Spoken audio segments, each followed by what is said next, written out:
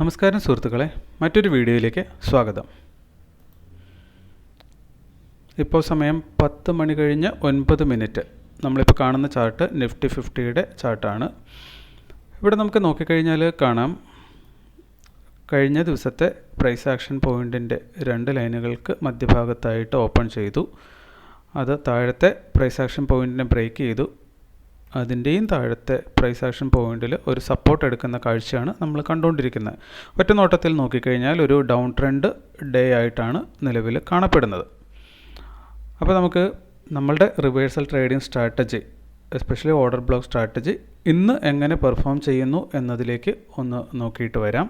നമ്മൾ 5 സ്റ്റോക്കുകളാണ് നമ്മുടെ വാച്ച് ലിസ്റ്റിലുള്ളത്. ഈ 5 മെജോറിറ്റി ട്രേഡ് നമുക്ക് എന്താണ് തരുന്നത് എന്നാണ് നമ്മൾ നോക്കുന്നത്. പ്രോഫിറ്റാണോ ലോസ് ആണോ? ഇങ്ങനെ കണ്ടിന്യൂസ് ആയിട്ട് ഒരു 100 ദിവസം വാച്ച് ചെയ്തുകൊണ്ടിരിക്കുന്ന ഒരാൾക്ക് ഓട്ടോമാറ്റിക്കലി ഈ ഒരു ട്രേഡിംഗ് സ്ട്രാറ്റജിയിൽ എക്സ്പെർട്ട് ആകാൻ പറ്റുന്നുണ്ടാവും. അത് എത്ര ശതമാനം വിൻ റേഷ്യോ ആണോ ആവറേജ് കൊടുക്കുന്നത് അത് അയാൾക്കും കിട്ടുന്നുണ്ടാകും. അത് സപ്പോസ് 40% എബോ ആണെന്നുണ്ടെങ്കിൽ 1:2 റിസ്ക് റിവാർഡ് അയാൾ മെയിൻറ്റെയിൻ ചെയ്യുന്നുണ്ടെങ്കിൽ അത്യാവശ്യം മോശമല്ലാത്ത നല്ല ROI അദ്ദേഹത്തിന് ഇയർലി ഏൺ ചെയ്യാനും പറ്റുന്നുണ്ടാവും. അപ്പോൾ നമുക്ക് വിപ്രോ ഇന്ന് നോക്കിക്കഴിഞ്ഞാൽ നമ്മൾ കഴിഞ്ഞ ദിവസത്തെ റെസിസ്റ്റൻസ് പോയിൻ്റ് ഇവിടെ കാണാം. മാർക്കറ്റ് ഓപ്പൺ ചെയ്തു, അത് ആ റെസിസ്റ്റൻസിൽ പോയി ഹിറ്റ് ചെയ്യുന്നു. അവിടുന്ന് താഴത്തെ പ്രൈസ് ആക്ഷൻ പോയിൻറ്റിലേക്ക് മൂവ് ചെയ്യുന്നു. ഇവിടെ നോക്കിക്കഴിഞ്ഞാൽ നമുക്ക് കാണാം 1:2 റിസ്ക് റിവാർഡ് അത് ഓൾറെഡി കൊടുത്ത് കഴിഞ്ഞു. അപ്പോൾ ഈ ഒരു ട്രേഡ് എടുക്കുന്ന ആൾക്ക് എന്തായാലും പ്രോഫിറ്റ് അവിടെ കിട്ടിക്കഴിഞ്ഞു. 1% അത് മൂവ് താഴേക്ക് തന്നു. അതിനുശേഷം നെക്സ്റ്റ് സ്റ്റോക്ക് നമ്മൾ കുറച്ച് ദിവസങ്ങളായിട്ട് ONGCയിലാണ് ട്രേഡ് ചെയ്തുകൊണ്ടിരിക്കുന്നത്. ഇന്നിവിടെ നോക്കിക്കഴിഞ്ഞാൽ നമുക്ക് കാണാം, ഇന്നലെ നമുക്ക് ലോസ് ആയിരുന്നു.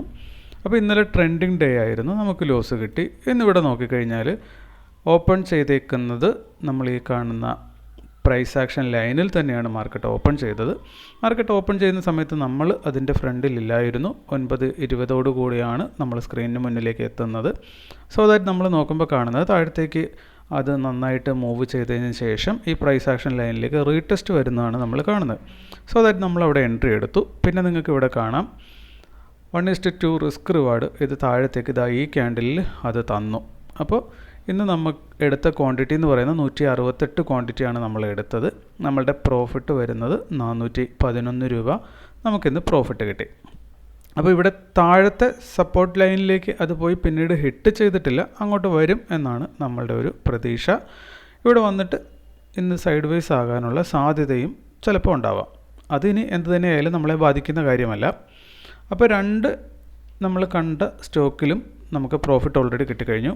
പവർ ഗ്രിഡ് നമ്മൾ നോക്കിക്കഴിഞ്ഞാൽ നമ്മുടെ റിവേഴ്സൽ ട്രേഡിംഗ് സ്ട്രാറ്റജി വെച്ചിട്ട് ഇത് മുകളിലാണ് ഓപ്പൺ ചെയ്തേക്കുന്നത്, താഴത്താണ് നമ്മളുടെ സപ്പോർട്ട് ലൈൻ ഉള്ളത്. ഇതിലേക്ക് വന്ന് ഹിറ്റ് ചെയ്യുമ്പോൾ നമ്മൾ ബ്ലൈൻഡായിട്ട് തന്നെ നമ്മളിവിടെ ബൈ എൻട്രി ആയിരിക്കും എടുക്കുന്നത്. സോ ദാറ്റ് ഇവിടെ നമുക്ക് സ്റ്റോപ്പ് ലോസ് ഹിറ്റ് ചെയ്യും. അപ്പോൾ 3 ഒരു സ്റ്റോപ്പ് ലോസും 2 ടാർഗറ്റും ആണ് നമുക്കിപ്പോൾ കിട്ടിയേക്കുന്നത്.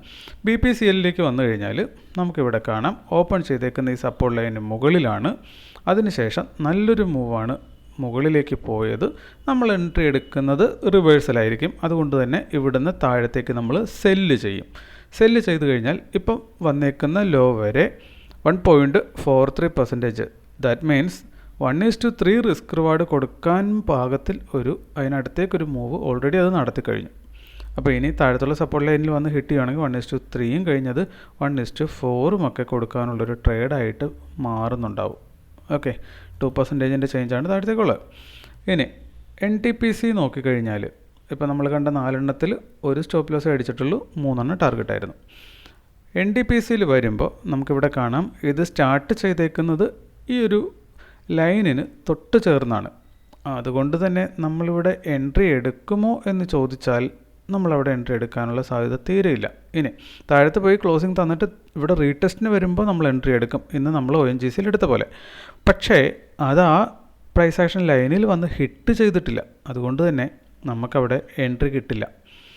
അപ്പോൾ എൻട്രി കിട്ടുമായിരുന്നെങ്കിൽ നമുക്ക് കാണാം ഇത് നല്ലൊരു മൂവാണ്. താഴത്തെ പ്രൈസ് ആക്ഷൻ ലൈൻ വരെ അത് പോയിട്ടുണ്ട്. അപ്പോൾ 1.66%, അതായത് 1:3 റിസ്ക് റിവാർഡ് അത് തരേണ്ടതാണ്. പക്ഷേ നമുക്കവിടെ എൻട്രി ഇല്ലാത്തതുകൊണ്ട് തന്നെ ഇന്നിത് നമ്മൾ ഒന്നിനു വേണ്ടിയും സ്റ്റോപ്പ് ലോസിന് വേണ്ടിയും ടാർഗറ്റിന് വേണ്ടിയും കണക്ക് കൂട്ടേണ്ട ആവശ്യമില്ല. ചില ദിവസങ്ങൾ അങ്ങനെയും സംഭവിക്കും. നമ്മൾ അടയാളപ്പെടുത്തുന്ന എല്ലാം എല്ലായ്പ്പോഴും കറക്റ്റായിക്കൊണ്ടിരിക്കണം എന്ന് നിർബന്ധമൊന്നുമില്ല. മനുഷ്യത്വ സഹജമായ തെറ്റുകൾ ആർക്കും എപ്പോൾ വേണമെങ്കിലും വരാം. അത് കുഴപ്പമില്ല.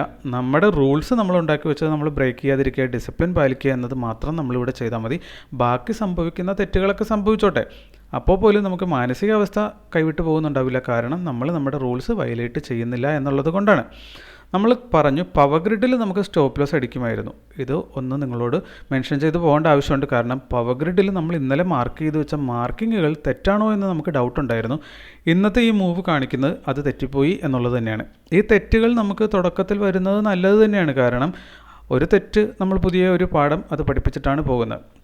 ഇവിടെ നമുക്ക് കാണാൻ പറ്റുന്നത് നല്ലൊരു മൂവ് ഡൗൺ ഇന്നലെ വന്നിരുന്നു. നമ്മളത് ഇവിടെ നിന്ന് ഒരു നല്ല ഡൗൺ എന്ന രീതിയിൽ ഇതിനെ ഒരു ഓർഡർ ബ്ലോക്കായി കൺസിഡർ ചെയ്ത് മാർക്ക് ചെയ്തിരുന്നു. എന്നാൽ അതല്ല മാർക്കറ്റിൽ നിന്ന് കൺസിഡർ ചെയ്തേക്കുന്നത് നമുക്കിവിടെ കാണാം. ഈ മൂവ് ഇവിടെ നിന്ന് ബ്രേക്ക് ചെയ്ത് താഴത്തേക്ക് പോന്നപ്പോൾ ഇത് താഴത്തെ പ്രൈസ് ആക്ഷൻ ലൈനിൽ വന്ന് ഹിറ്റ് ചെയ്തിട്ട് ഇത് റീടെസ്റ്റ്, ഈ ലൈനിലേക്ക് റീടെസ്റ്റും കൊടുക്കുന്നുണ്ട്. അപ്പോൾ നമുക്ക് അതിലേക്കൊന്ന് മാർക്ക് ചെയ്താൽ ഇവിടെ കാണാം താഴത്തേക്ക് പോന്നു, ഇവിടെ ഹിറ്റ് ചെയ്തു, തിരികെ വന്ന് റീടെസ്റ്റ് ക്ലോസിംഗ് ക്യാൻഡിൽ വരുന്നുണ്ട്. അപ്പോൾ ഇന്നെന്താ സംഭവിച്ചത്? ഇന്ന് ഇതിന് രണ്ടിനും മധ്യഭാഗത്ത് ഓപ്പൺ ചെയ്തിട്ട് ഈ റെസിസ്റ്റൻസ് പോയിന്റിൽ പോയി ഹിറ്റ് ചെയ്തിട്ടാണ് മാർക്കറ്റ് താഴത്തേക്ക് പോയത്. അപ്പോൾ നമ്മൾ ഫൈൻഡ് ഔട്ട് ചെയ്ത് തെറ്റിപ്പോയത് കൊണ്ടാണ്, നമ്മുടെ മാർക്കിംഗ് തെറ്റിപ്പോയി. നേരെ മറിച്ച് ഇത് കറക്റ്റായിട്ട് നമ്മൾ മാർക്ക് ചെയ്തിരുന്നെങ്കിൽ ഇതിനകത്തും ഇന്ന് നമുക്ക് കിട്ടാവുന്നത് മുകളിലേക്ക് വന്ന് ഹിറ്റ് ചെയ്യുമ്പോൾ നമ്മൾ എന്ത് ചെയ്യും? സെല്ല് ചെയ്യും. അങ്ങനെയാണ് താഴത്തേക്ക് ഇത് എവിടം വരെ ഇപ്പോൾ പോയിട്ടുണ്ട്. 2% അത് കംപ്ലീറ്റ് ചെയ്തിട്ടുണ്ട്. ദാറ്റ് മീൻസ് 1:4 റിസ്ക് റിവാർഡ് കിട്ടാവുന്ന ഒരു ട്രേഡാണ് അതിൽ നമുക്ക് കിട്ടുമായിരുന്നത്. അപ്പോൾ തെറ്റിവിടെ സംഭവിച്ചു. ഇനി ഇത് കൺഫർമേഷൻ നടത്താനായിട്ട് ഇപ്പോൾ ഈ ഒരു മൂവാണോ ഇവിടെയാണോ കൺഫ്യൂഷൻ വന്നു കഴിഞ്ഞാൽ നമ്മളെ സഹായിക്കാൻ വേണ്ടി ഇല്ലൊരു കൺഫർമേഷൻ എടുക്കാൻ വേണ്ടി നമുക്ക് യൂസ് ചെയ്യാവുന്നതാണ് വിസിബിൾ റേഞ്ച് വോളിയം പ്രൊഫൈൽ. ഇത് നിങ്ങൾ കാണുന്നത് ഇവിടെ നോക്കിക്കഴിഞ്ഞാൽ നമുക്ക് കാണാം ഈ ലൈനിനോട് ചേർന്നിട്ട് 333K സെല്ലേഴ്സ് ഉണ്ട്, അതേസമയം 143K ബയേഴ്സേ ഉള്ളൂ. ഇനി ഈ സെല്ലേഴ്സ് വന്നേക്കുന്നത് ഇവിടുത്തെ ഇന്നത്തെ ഈ വിസിബിൾ റേഞ്ച് ആയതുകൊണ്ട് തന്നെ ഈ വിസിബിൾ ആയിട്ടുള്ള ക്യാൻഡിലും കൂടെ അതിൽ കൗണ്ട് ചെയ്യപ്പെട്ടിട്ടുണ്ടാവാം. അപ്പോൾ നമുക്കറിയാണ്ട് ഇന്നലത്തെ മാത്രം അറിഞ്ഞാൽ മതി, ഇന്നത്തെ അറിയണ്ട. നമ്മൾ ഇന്നത്തെ ഹൈഡ് ചെയ്തു. അപ്പോൾ ഇവിടെ കാണിക്കുന്നത് 290ഉം 117ഉമാണ്. അപ്പോഴും നമുക്കൊരു കാര്യം മനസ്സിലായി, ഈ ഒരു ഏരിയ സെല്ലേഴ്സാണ് കൂടുതലുള്ളത്. സോ ഇന്നലത്തെ ക്ലോസിങ്ങിനോട് തൊട്ട് ചേർന്നായിരുന്നു അത് എന്നതുകൊണ്ടാണ് നമ്മളത് അവിടെ കൺസിഡർ ചെയ്യാതെ പോയത്. എന്നിരുന്നാലും ഇന്നത്തെ മാർക്കറ്റ് കുറച്ച് ഗ്യാപ്പ് ഡൗൺ വെച്ചതുകൊണ്ട് തന്നെ ഇത് കൺസിഡറേഷനിൽ എടുത്തിട്ടുണ്ട്. നമുക്കിവിടെ കാണാം ഈ ഒരു ഏരിയയിലാണ് നമ്മൾ ഇന്നലെ അടയാളപ്പെടുത്തി വെച്ചിരുന്നത്. അവിടെ എന്താണ് ആക്ച്വലി മാർക്കറ്റ് കാണിച്ചിരുന്നത്? 2 മില്യണും 2.8 മില്യണും 1.99 2 കൂട്ടിക്കോളൂ. അപ്പോൾ 2ഉം 3ഉം എന്ന് കണക്ക് കൂട്ടാവുന്ന രീതിയിലുള്ള ഡിഫറൻസാണ് അവിടെ ഉണ്ടായിരുന്നത്. സോ മാർക്കറ്റിൽ നിന്ന് ഗ്യാപ്പ് ഡൗണും കൂടെ വെച്ചതുകൊണ്ട് തന്നെ നമുക്ക് ഈ ലൈനിനെ കറക്റ്റ് ചെയ്ത് വീണ്ടും റീറൈറ്റ് ചെയ്യേണ്ടി വരുന്നു, താഴത്തേക്ക് അത് ഇറക്കി വെക്കേണ്ടി വരുന്നു എന്നതാണ്. അപ്പോൾ ഈ രീതിയിലാണ് ഇപ്പോൾ മാർക്കറ്റ് ഓപ്പൺ ചെയ്യുന്ന സ്ഥലത്തിനും അനുസരിച്ചൊക്കെ നമ്മൾ മാർക്ക് ചെയ്ത് വെക്കുന്നതിൽ ചെറിയ അഡ്ജസ്റ്റ്മെൻറ്റ് വരുത്തേണ്ടി വരും എന്നാണ് നമ്മളിപ്പോൾ കണ്ടത്. എന്ന് മാത്രമല്ല ഇന്നലെ മാർക്ക് ചെയ്ത് വെച്ചത് ഇന്നലത്തെ നമ്മളുടെ പ്രൈസ് ഇവിടെ ക്ലോസ് ചെയ്തതും എല്ലാം കൊണ്ടാണ് കുറച്ച് മുകളിലേക്ക് കയറ്റി നമ്മൾ മാർക്ക് ചെയ്തത്.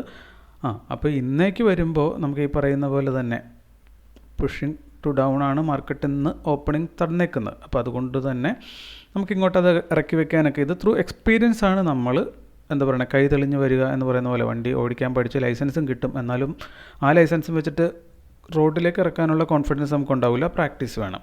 അപ്പോൾ കുറച്ചധികം കാലം ഇത് നിരന്തരം പ്രാക്ടീസ് ചെയ്യുന്ന ഏതൊരാൾക്കും സിമ്പിളായിട്ട് ഇതുപോലെ കുഞ്ഞു കുഞ്ഞു കാര്യങ്ങൾ വെച്ചിട്ട് നമുക്ക് കുറേശ്ശെ നമ്മളറിയാതെ തന്നെ വലിയൊരു മാറ്റം നമ്മളിൽ വരുന്നുണ്ടാകും. അപ്പോൾ സമയം കൊടുക്കുക, ക്ഷമയോടുകൂടെ ചെയ്യുക, പഠിക്കാൻ വേണ്ടി ചെയ്യുക. തുടക്കക്കാർ പ്രോഫിറ്റ് ഉണ്ടാക്കാൻ വേണ്ടിയിട്ടല്ല പ്രാക്ടീസ് ചെയ്യേണ്ടത്, മറിച്ച് കാര്യങ്ങൾ വ്യക്തമായി പഠിച്ചെടുക്കുന്നതിന് വേണ്ടി ആ ലക്ഷ്യത്തോടു കൂടി ആയിരിക്കണം നമ്മൾ ട്രേഡ് ചെയ്യേണ്ടത്. അങ്ങനെയാണെങ്കിൽ മാനസിക ബുദ്ധിമുട്ടില്ലാതെ നല്ല രീതിയിൽ ചെയ്യാൻ പറ്റും.